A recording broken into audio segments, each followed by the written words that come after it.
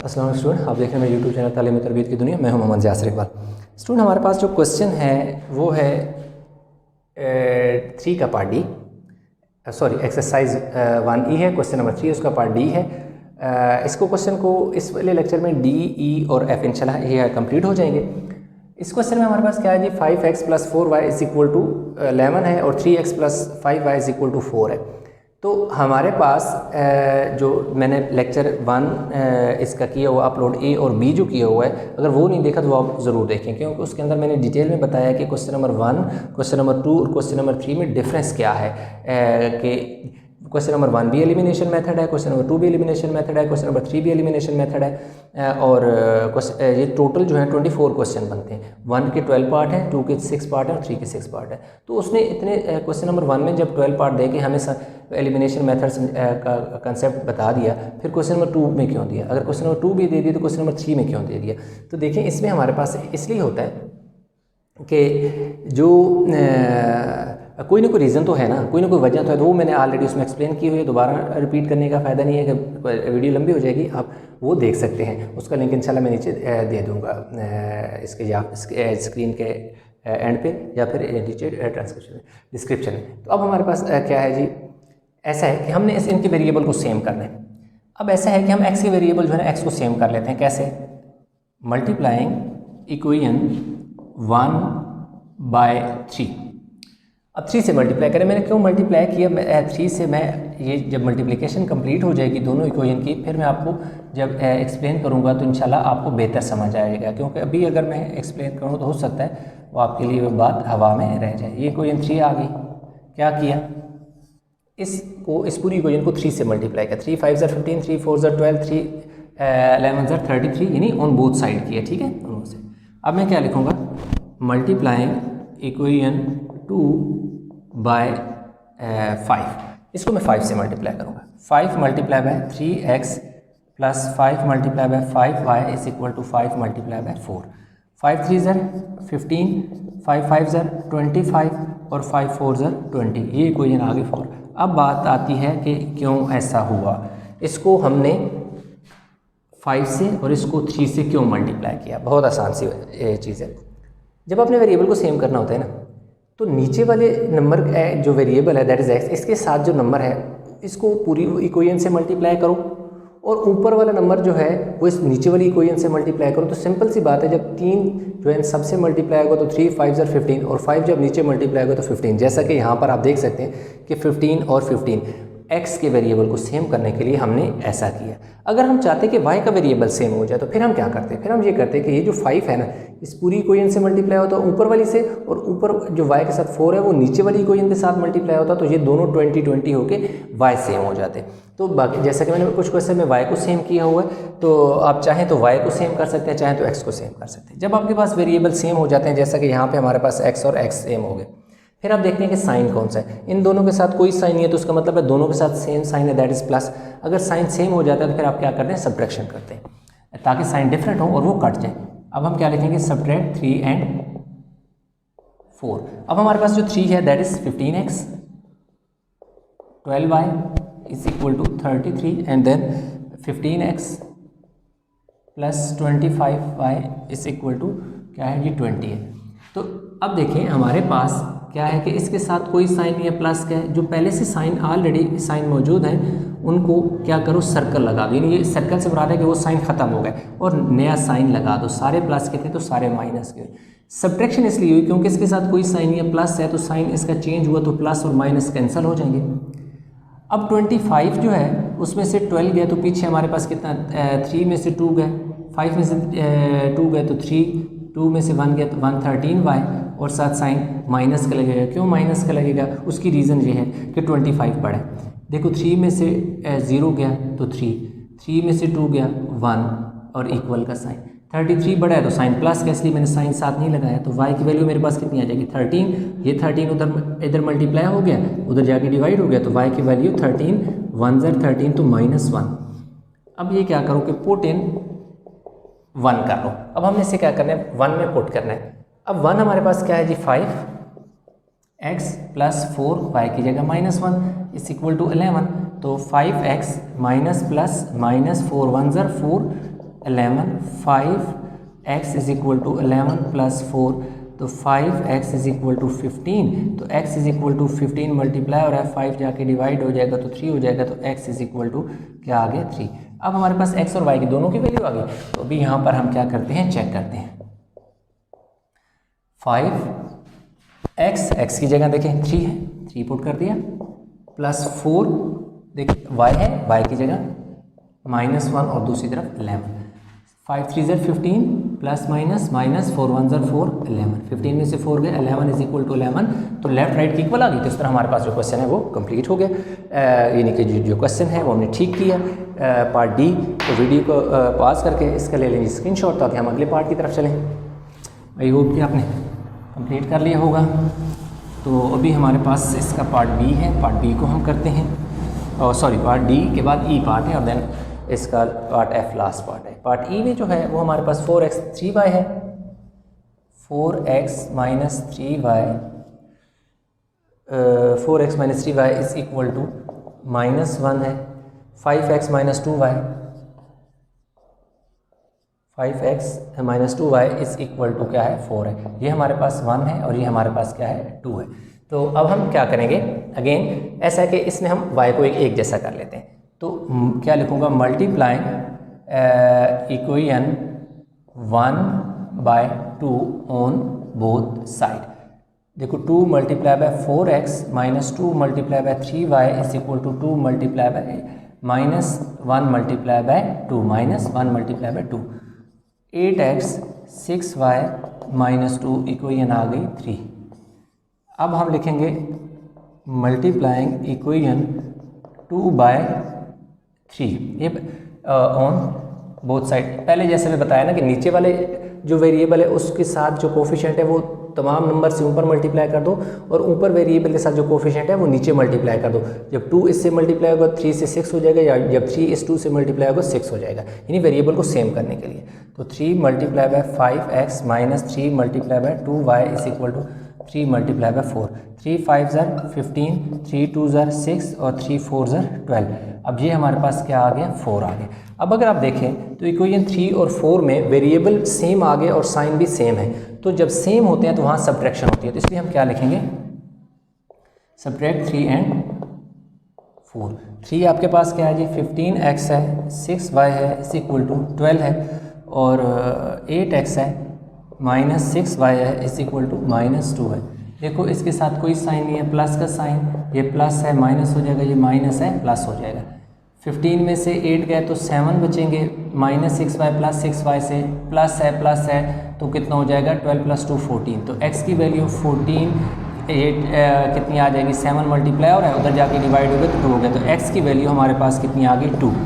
अब ये जो x की वैल्यू हमारे पास 2 आ गई है, इसको क्या लिखेंगे जी, पुट इन 1 कर देंगे।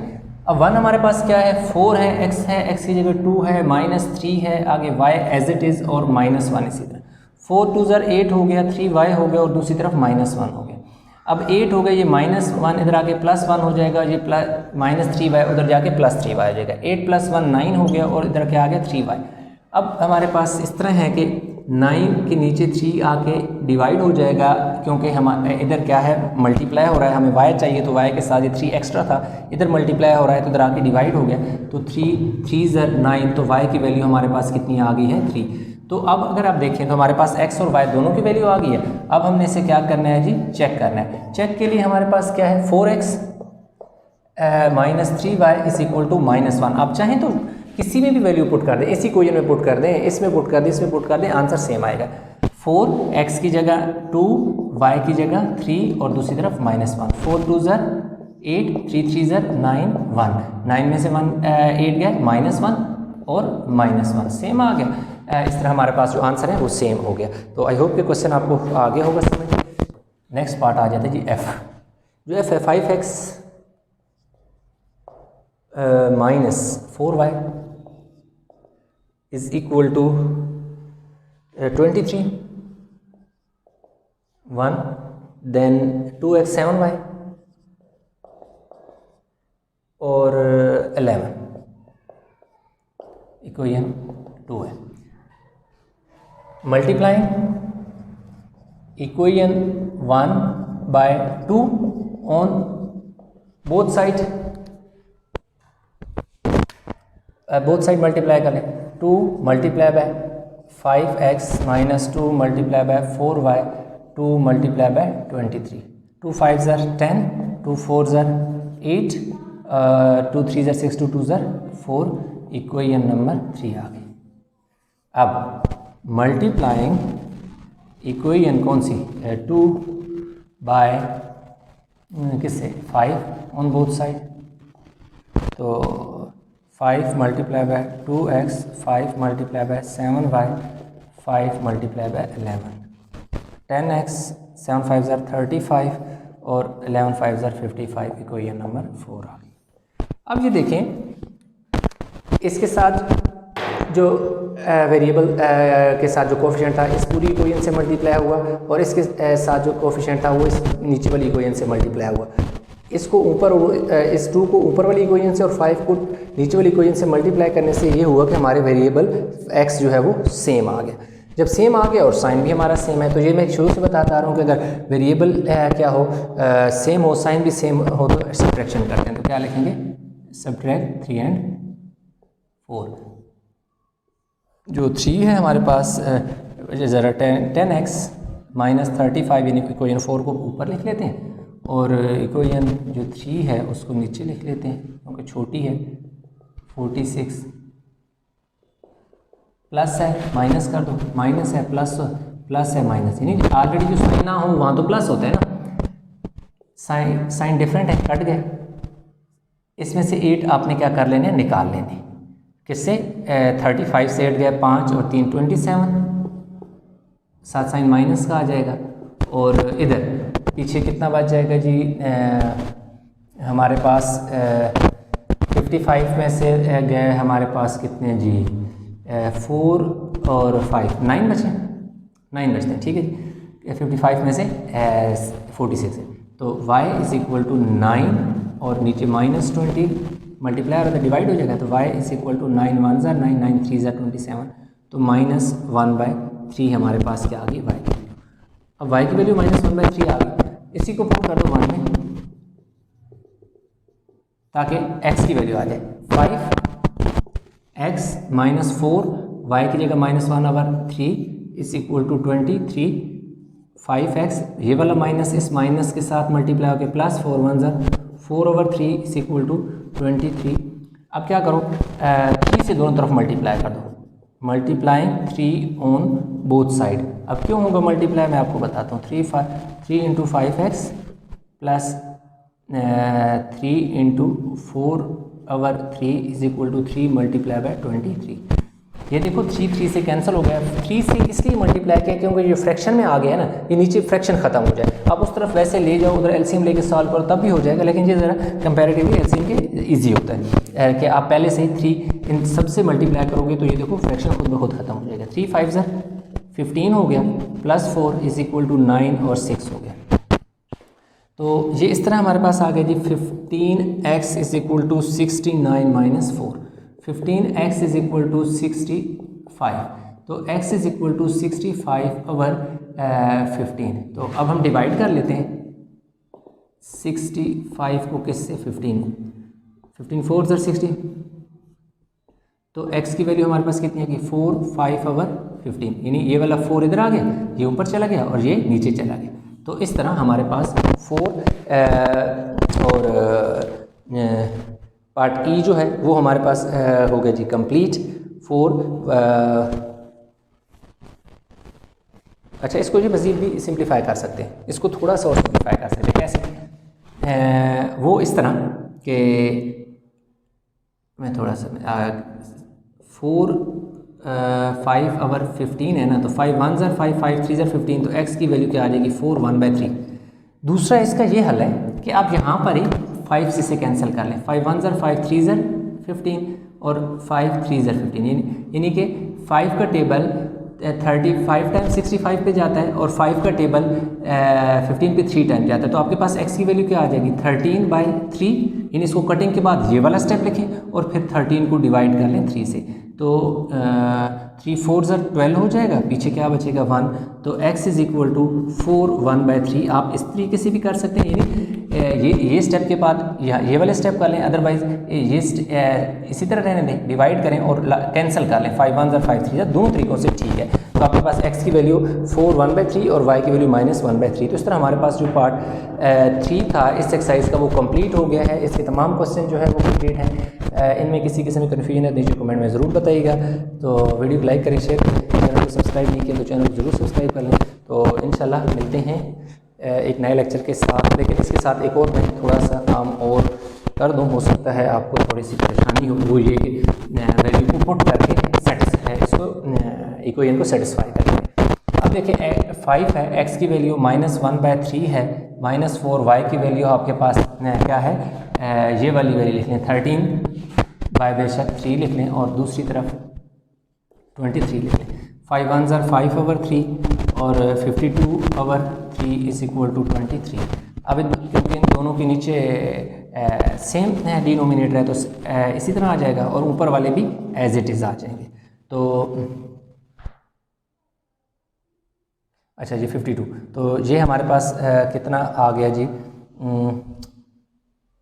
-57/3। ठीक है, अब हम ऐसा करते हैं कि 57 को 3 पे डिवाइड करते हैं। 3 1 ज़र 3, 2 ऊपर से क्या होता है जी 7, तो 3 9 ज़र 27, तो 20।